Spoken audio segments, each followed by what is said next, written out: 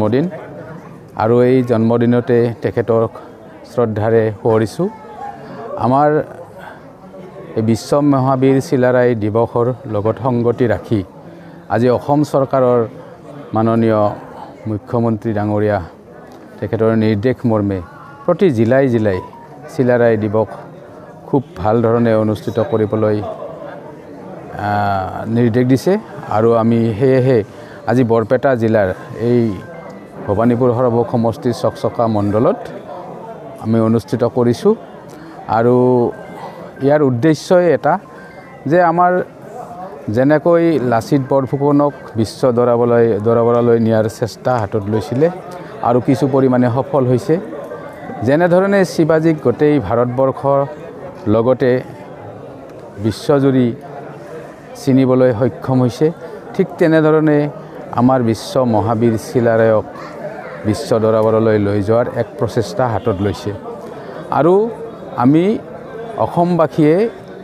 এই প্ৰচেষ্টাত সহযোগিতা আগবঢ়াব লাগিব। কাৰণ আমি যদি চিলাৰায়ৰ বিষয়ে অধ্যয়ন কৰোঁ তেতিয়াহ'লে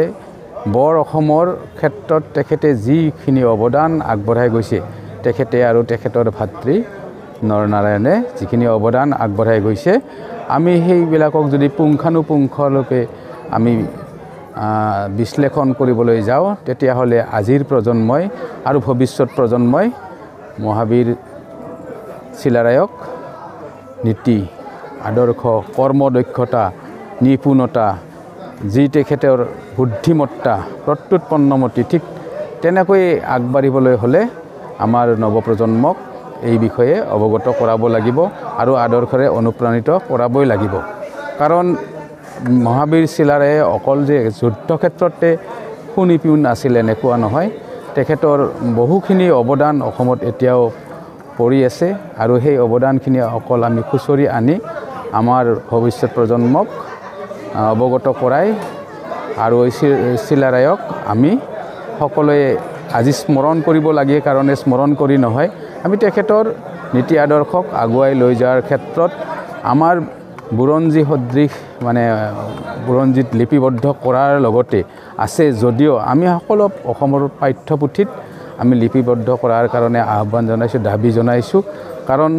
এনেকুৱা বীৰ যোদ্ধা আজি আমি কিয় সৃষ্টি কৰিব নোৱাৰোঁ, জাতিটোৱে কিয় কাৰণত আজি অৱহেলিত হৈ আছে, আৰু আমি